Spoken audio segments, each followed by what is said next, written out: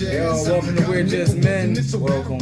I'm Q. I'm Dante. And we're just men. Man, we talk about everything, man. Nothing's off limits. You know, today, we're going to be talking about a wide range of topics, but to be honest with you, it's going to be a good show. So I hope you're ready. I hope you're strapped in. But before we get everything kicked off, Q, whose birthday is it? Oh, man, it's Pac's birthday, man. Man, it's Pac? It's Pac. Man, you think he's still alive? We ain't gonna talk about that. Nah, that's off limits. We're gonna let that man rest in peace. Alright, well, we're gonna rest in peace. The movie dropped today. The movie actually aired today. Came out today, so I mean, I haven't heard anything. I heard good things about it. I heard some stuff from Jada Pinkett Smith. She had to clear some things up. Well, you know, her and Pop were close. Right. So she had to clear some things up. She valued her relationship with him too much. So things be misconstrued. I mean, but she did give credit to the actors and actresses in the movie. Hey, she said they did a great job, but you know, she wasn't really happy about how they portrayed her and Pac's relationship. But hey, right. You gonna see it eventually? Eventually, yeah, definitely. I might wait till I seen NWA movie, seen Biggie movie. You did? Yeah. So you know, I'm gonna check it out. Is it bad that I'm black and I ain't seen Nail One? I seen Training Day. Does that count? I mean, that is a black movie. All right, cool. All right. I seen Slipping, dog. Listen, I seen Belly. Who ain't seen Belly? Hey, look, a lot of people ain't seen Belly, bro. I'm just saying. But yo, at the end of the day, appreciate it, Pac, everything you've done for hip hop and the community. Y'all see his Sixburg once again. I don't know what he got on his head, but that garbage, man. You need to throw that away, man. Look, we not talking about that. We can't. Stop talking 6 rings, man. Oh wait, y'all got 2 rings since '96. So we became a franchise in '96, and we got 2 rings. So we even. Everybody know who run the AFC North. Everybody know who gonna come out. It's gonna be either these sorry suckers or it's gonna be us. Everybody know that. Forget the Bengals. Ain't nobody even worried about the Browns. But you know what? Enough of that, man. Let's go take this shot. Hey, Pac, appreciate you, man. Bottoms up. Hey man, what we drinking, man? What is that? Bird Dog whiskey. Bird Dog. Hey, shout out to Bird Dog whiskey. That's actually that's apple, right? Yeah. Hey man, that bird. Hey, it's lovely. It's lovely. It's a step up from Parmesan. Okay. Hey, got a little burn to it, but we good. That just means it's gonna put some hair in your chest. I got enough of that, bro. But so let's jump into sports. Hey, listen, we got a lot going on. As you know, the NBA Finals cleared up. You know, like I predicted, Game 5, it was a wrap. Golden State it was too much of a juggernaut for the Cavs to really compete. And let's just be honest. LeBron did all he can do. Yeah, okay. Are you got something with you and KD? Y'all got like a bro man or something? Just respect the man greatness, man. Respect the man greatness. Okay. You know, too many people hating, man. Too many people hating. The man had to work, to get his rings. Sorry. Yeah. LeBron did the same thing. He left and went somewhere, won the ring. But I'm gonna touch on all that. Yeah. So the question I pose to you is, now that LeBron's lost, he's 3-5 in the finals. Okay. What do you think that does for his legacy or to his legacy? Like, are you gonna be hesitant to mention him as one of the greats of all time because he has a 3-5 final record, or does it hurt his legacy? He has a 3-5 final record. All right. So no, it does not. Let's break it down. All right. So in this generation, what we grew up in, right? Kobe, Shaq, LeBron, MJ, all these great players. Let's break it down. MJ's record in the finals: 6-0. Never lost. 6-0. Okay. Kobe: 5-7. 5-7. Oh, hey, listen, that's 5 rings. LeBron, arguably, not even arguably, in this generation of basketball today, no question, he's the best player on any court, on any stage, on any given day, no question. Definitely. But KD gave him that work. He was hungry. I mean, yeah, he was hungry. Steph gave him that work. Now, did he play his tail off? Yes. Yeah. But LeBron was not going to beat. Look, what it came down to was Golden State was that unstoppable force Team versus immovable object. Team.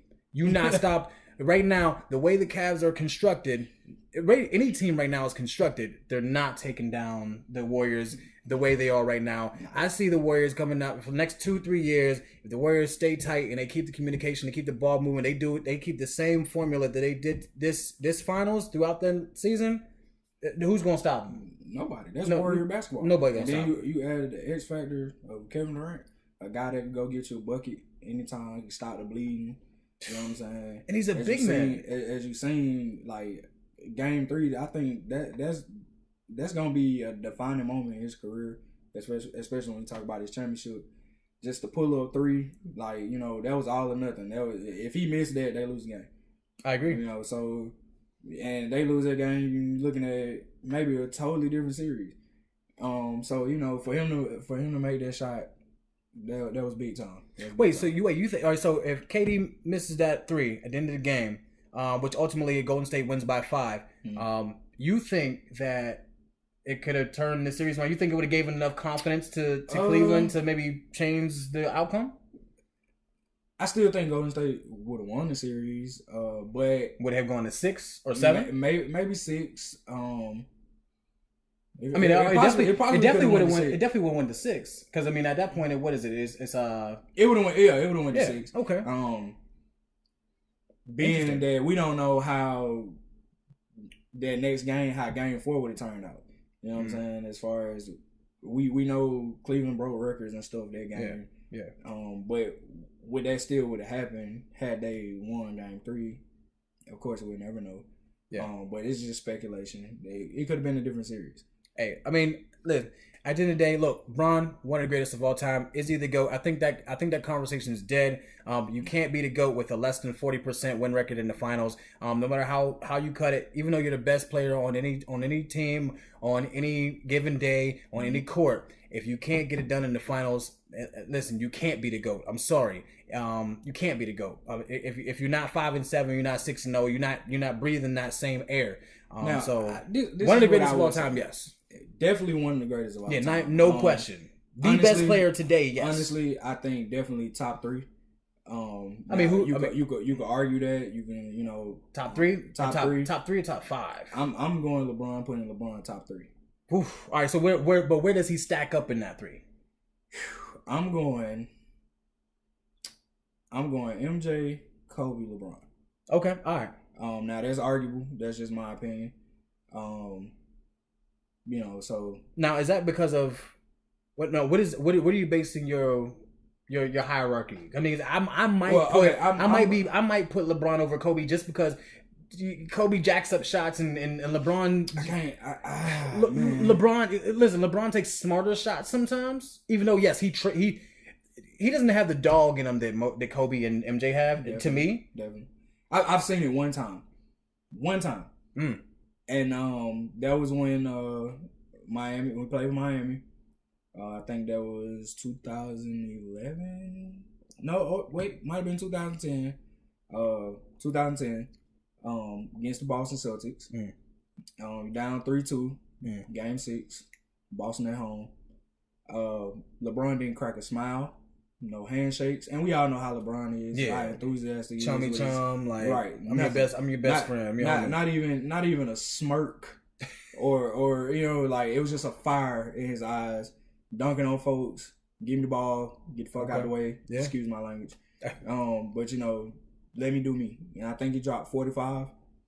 Yeah. And so you know, take out Boston Celtics, his arch enemy. The whole reason he went to Miami was to take out that 08 Boston Celtics team. That was a super team.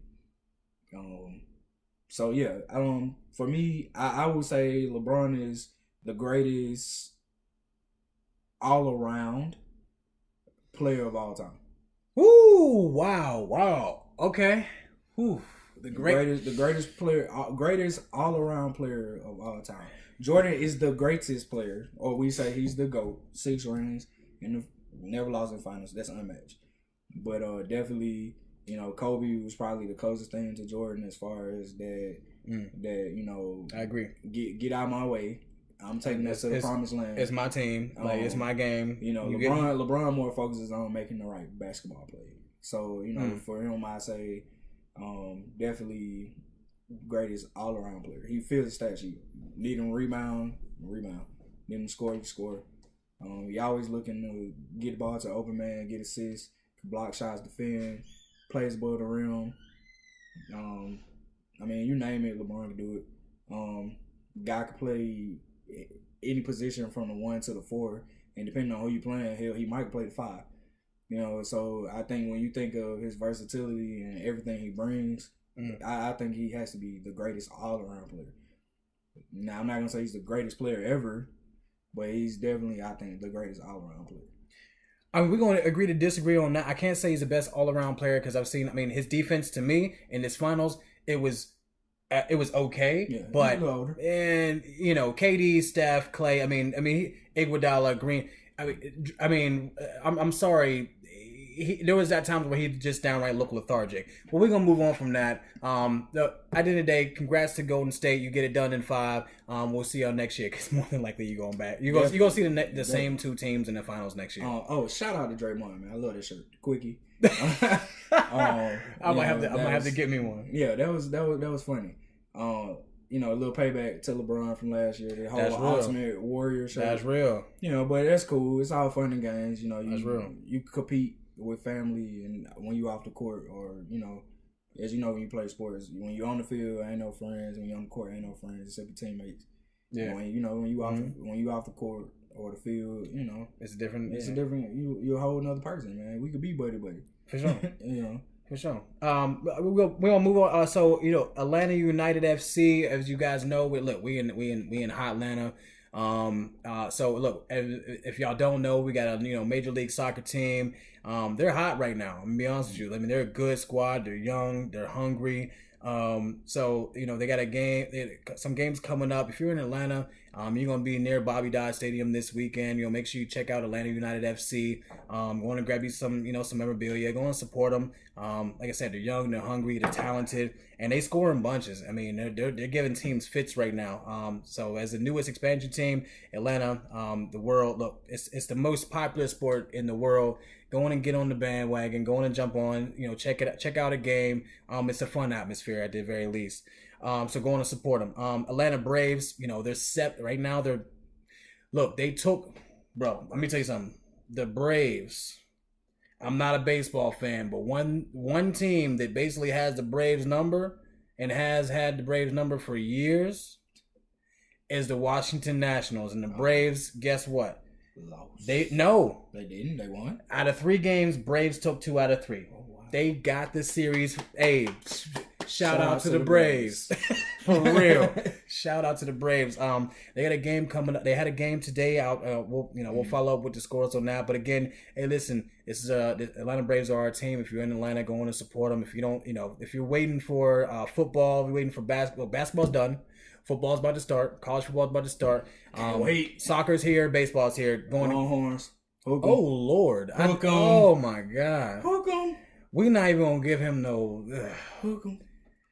Anyway, the Longhorns. And then one more thing, again, another final that ended is by old news to some of you, but being from Pittsburgh, aka Sixburg, congratulations to the Stanley Cup Finals repeat winners, the Pittsburgh Penguins. Shout out! I love my hometown. I love being where I'm from. Penguins, y'all are killing it. I hope to be able to catch a game sometime soon. If y'all want to send me and Q some tickets to come up there, hey, we'll definitely be there. We'll do a show while we're at the ring.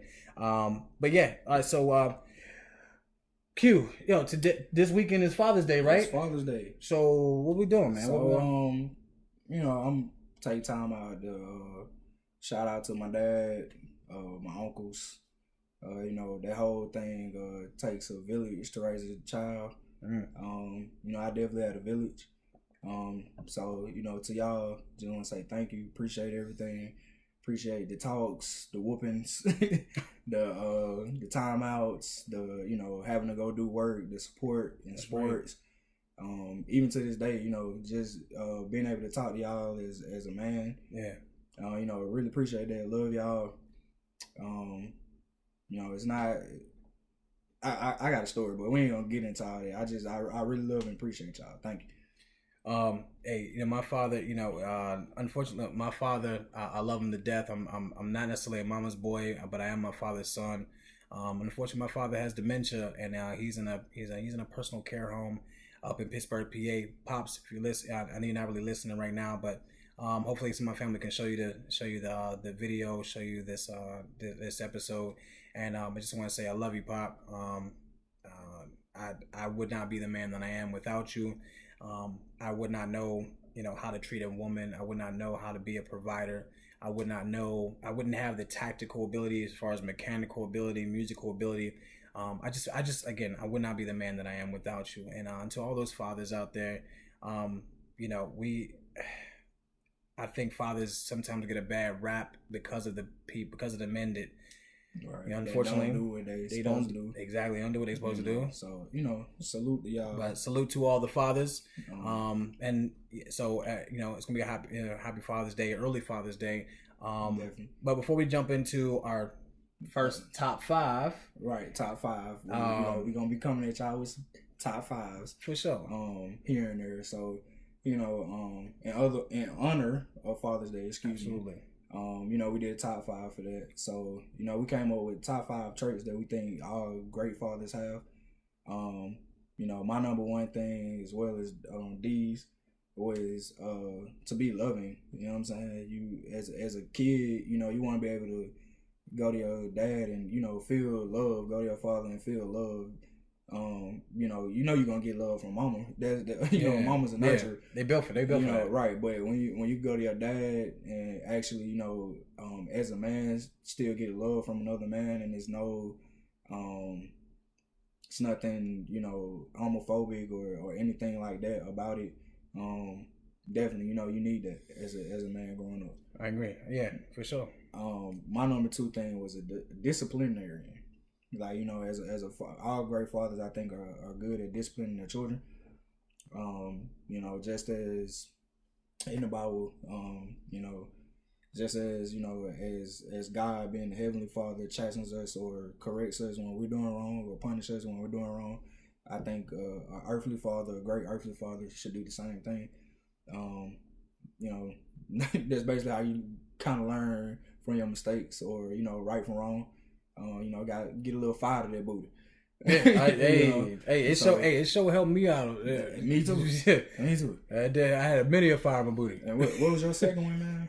Honestly, bro, like I gotta tell you, man, we was spot on. Like we both had, right. Love is like the ultimate thing, right? Awesome. So both mom and dad, it should go without saying, but loving, like we both, like the dad and mom both gotta show love, and so. We number one, both for me, was loving. Number 2, I love your disciplinarian portion. Mm-hmm. So I took it. I was a little bit different, and I said a leader. And I say that because not to say like there's some sort of hierarchy necessarily, and like in my point of view, I just think that a man, period, should be a leader, but a father is that much more. It takes it to another level because ultimately, your kids are looking at you and the mom, but it's Father's Day, we're talking about that. They're looking at you to make sure that there's boundaries, that you're consistent in the things that you say, that you're honest when you speak, that they can trust you. These are all the things that mark a good father, but a leader. And so when you can lead your household with the attributes of disciplinarian, trustworthy, a good, and I go on to say, my third thing is actually a good good listener. But a leader is everything that we're talking about kind of flows into with each other. Right. So you went good listener, which I think is very important because, oftentimes, now I'm not a parent myself, but I feel like sometimes, parents kind of have their mindset of, I'm the parent, you the child. And I ain't really interested in what you got to say. You gonna do what I say, right? And how I say it, and that's what is that? Do as I say, not as I do. Yeah, basically, right. You know what I'm saying? And in some cases, that's cool, that works. But in some cases, especially when the child's a little bit older, you gotta listen.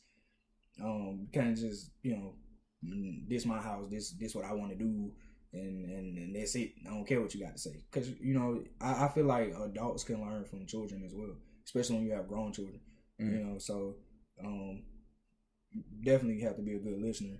My third thing was everybody wants, you know, a fun or a funny parent. You know, I feel like as a dad, you have to be, you know, because mom sometimes can be so, oh my God, this guy is falling. This guy, you know, so you need dad to kind of lighten the mood, kind of relax everybody. Yeah. You know, and it's nothing like when you can sit down with your pops and just kind of have a good laugh. Was your dad kind of like that? Like if like the tension was kind of there? He's like that. My dad's very laid back, man. Like, that's what's up. To my knowledge and what I see, not too much words. He kind of, you know, he takes it for what it is and kind of, you know, tries to solve their problem, but tries to do it in a lighthearted fashion. You know, have fun with it. So yeah, that was my third thing. My fourth thing was being supportive. And actually, me and you agree on that one. Yeah, we both support your children and the things that they want to do. Sports, like if you're an athlete, if you're a musician, and that's your gift. Listen, if you're a father, look, your support is so much more important than you realize. Having you on the sideline, having you coaching, having you help them work out, helping them get ready, just life lessons along the way. It means more than you'll ever know. So just being that extra little push is so important. It was important for me because my father was a musician and I ended up studying music, and I can promise you that I would not be as dedicated to music as I am now, you know, without my father's input. And the last thing I had was my fifth one is actually a good provider. And Father, thank you so much for being a good provider. Because listen, I was never hungry, and I always had clothes on my back, and I had a roof over my head. So at the end of the day, I know for damn sure he was a good father, and I hope that I can, you know, just hopefully one day I can walk in your shoes, and hold a candle to you. But I learned a lot from you. What's your fifth one, bro? My fifth one was honesty. You know, I think as a parent, period, not just a father, but you know, definitely as a father, your honesty. You know, being able to, you know, have fun with your child, but also being able to tell your child like, hey, you know what I'm saying, that's bullcrap. Or, you know, hey, you know, I think, you know, this is better for you or whatever. But that's just, you know, just be honest. You know, just don't sugarcoat nothing. Especially in the world we live in today, don't sugarcoat nothing.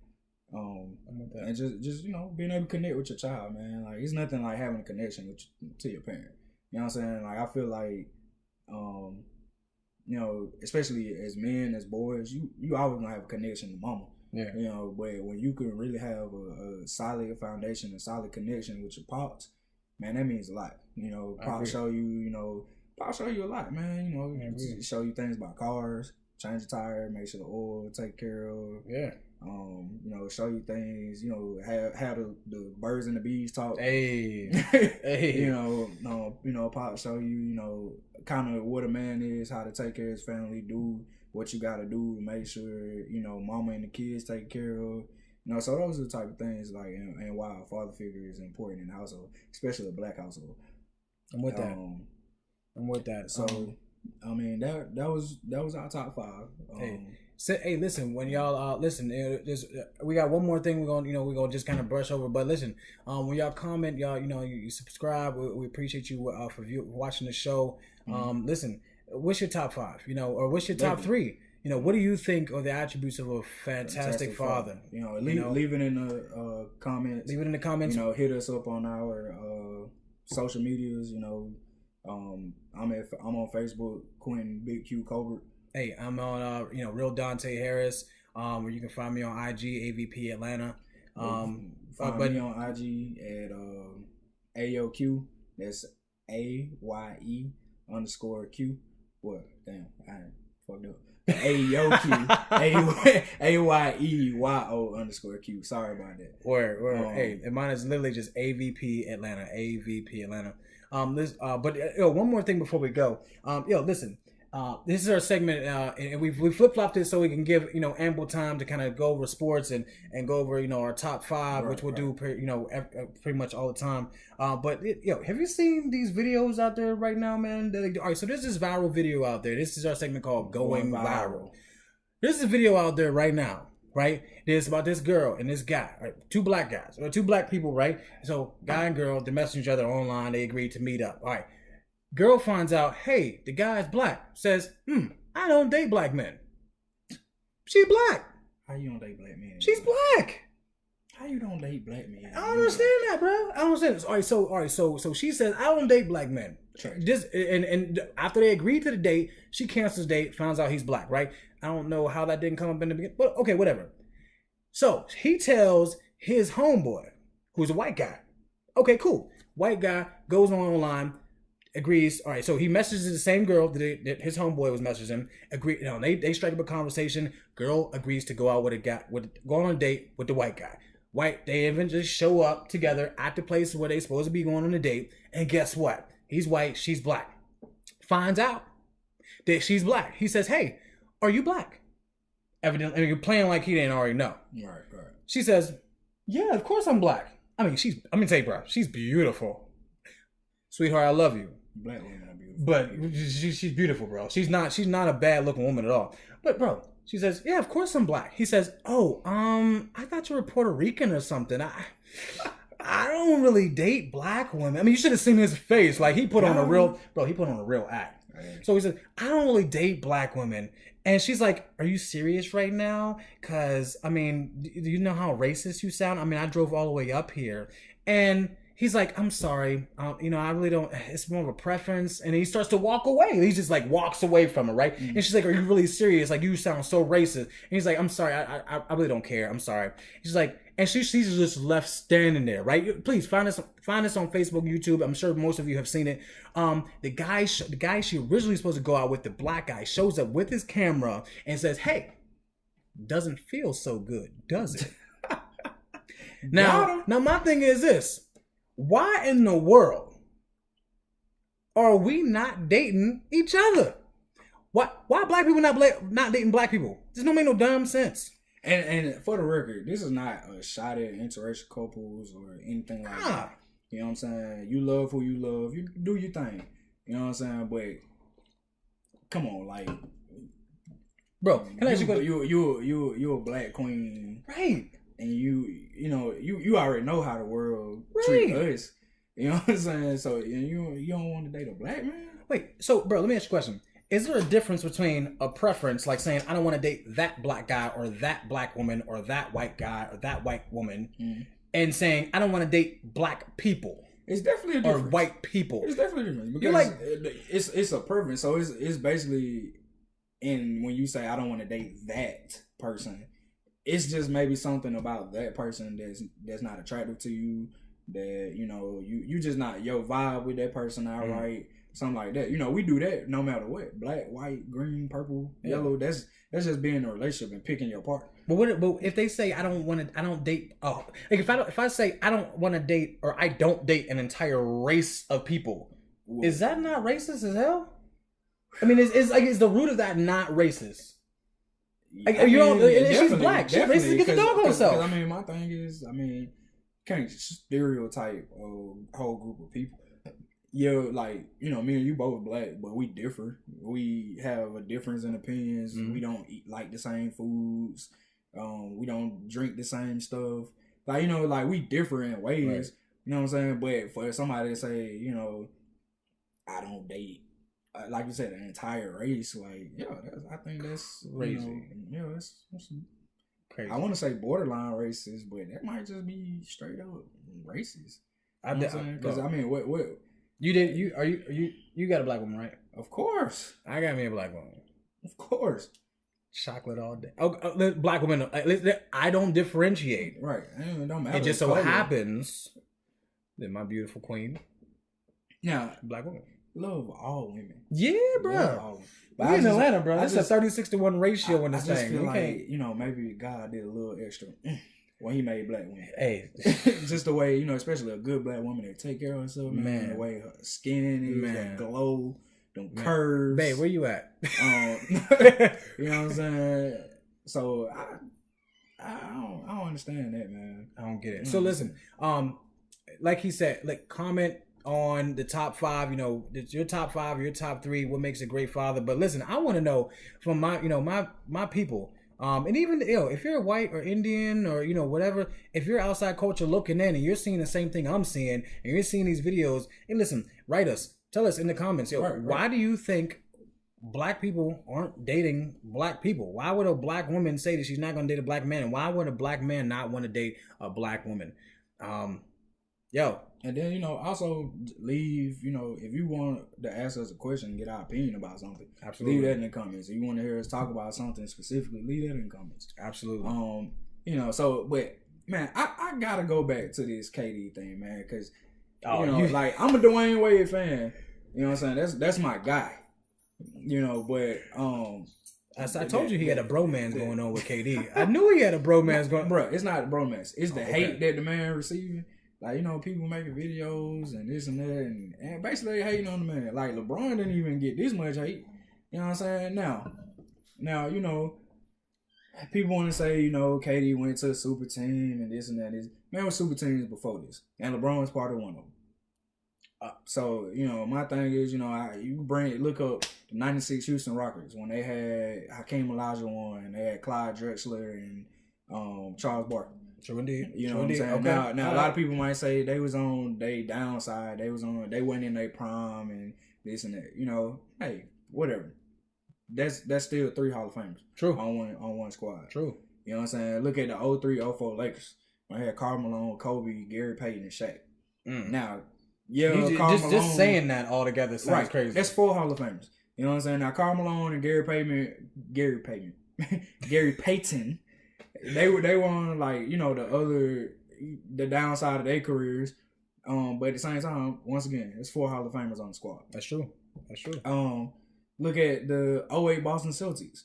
They kind of had like a big 4 if you want to be technical. Yeah, you know, they had Rondo, Ray Allen, KG, Paul Pierce. And Paul Pierce was still the truth. Yeah, he's still the truth. You know, KG, I don't think we'll see another NBA player with as much passion as KG played with. You know what I'm saying? Like, KG was a monster. You know what I'm saying? Then, you know, Rondo, I mean, come on. And then Ray Allen is like one of the most deadly shooters in NBA history. Oh, he's a dagger, bro. You know what I'm saying? So then, come on, LeBron, like, so you mean to tell me that you, LeBron James, Chris Bosh, and Dwayne Wade, that wasn't a super team? Come on, man. That's 3 All-Stars, 3 future Hall of Famers.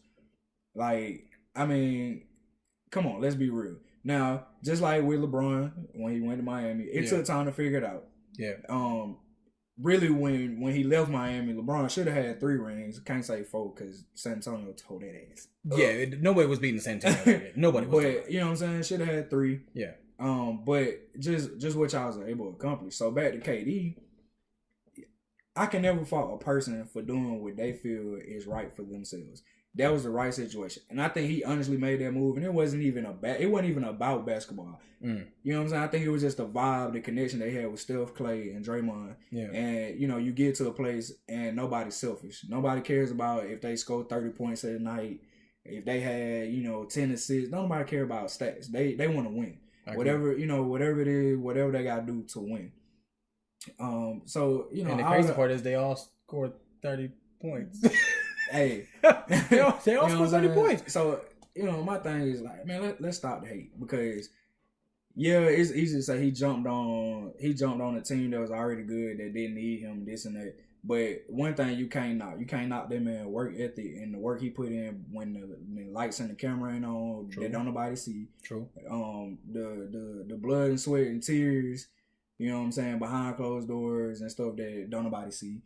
And then it would be different if he joined that team, jumped on that bandwagon, jumped on that bus, and was just on for a ride. He jumped on the bus and started driving the bus. And he was definitely driving so that bus. I think that's the biggest difference in all this. And just stop the hate, man. We looking at probably gonna see LeBron versus KD for the next 2-3 years, maybe. Listen, again, I say, yo, much love to Golden State. Y'all took, hey, look, 129, 120. Y'all did y'all thing. Game 5. But let's be real. It is not going to be KD and LeBron for the next 2-3 years. You know what it's going to be. Ooh. It's going to be LeBron versus Transformers. LeBron versus a whole. I mean, because I'm sorry, Kevin Love. I don't care how many rebounds you get. Holla.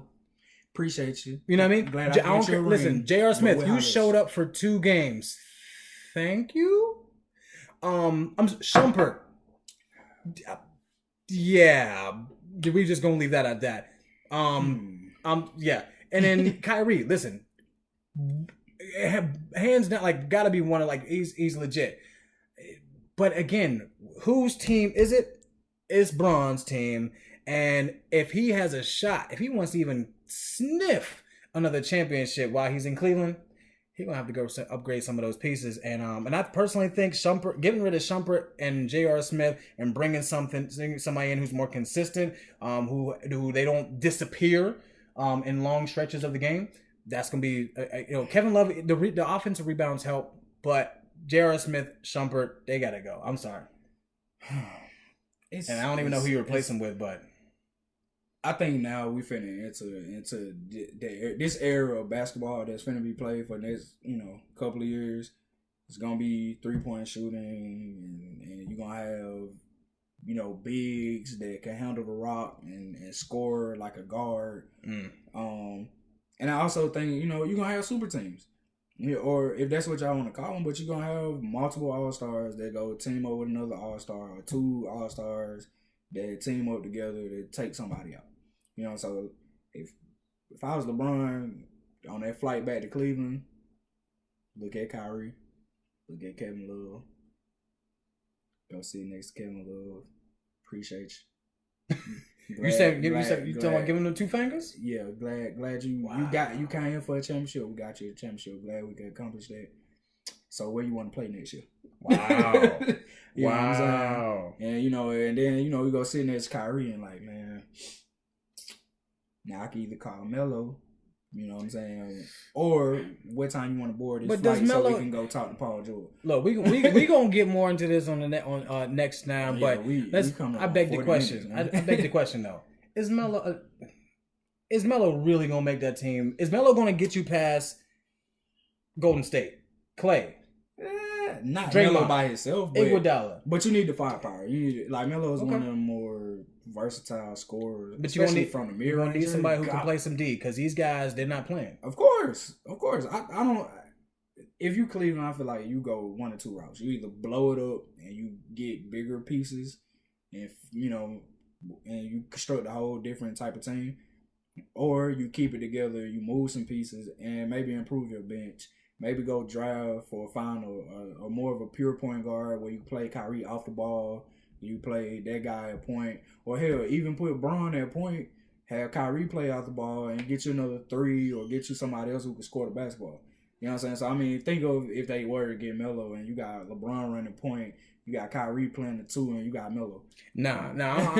I have to disagree with you on that one. I think Bron is perfect at, he needs a legit guard. Bron needs to be creating his own shot. He needs to be in the paint. He needs to be scoring that will. I don't want Bron trying to, I know it's his team, but he can't do everything, and that showed clearly in this finals.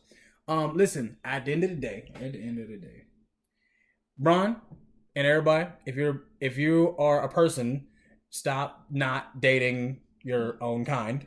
Okay. Well, Bron married, man. Oh, I'm just saying. If you're a human being, stop discriminating against your own race. That's silly. It doesn't make any sense. That's not a preference. That's racism. Stop it. 2, and again, make sure you comment. 2, the GOAT, you no longer are. I'm sorry. You are one of the greatest, but you are not the greatest. MJ and Kobe got that on lock. Sorry. And again, for our top 5, our fathers, we salute. I'm Q. I'm Dante. We're just men. And we out. We out. We'll see y'all next time.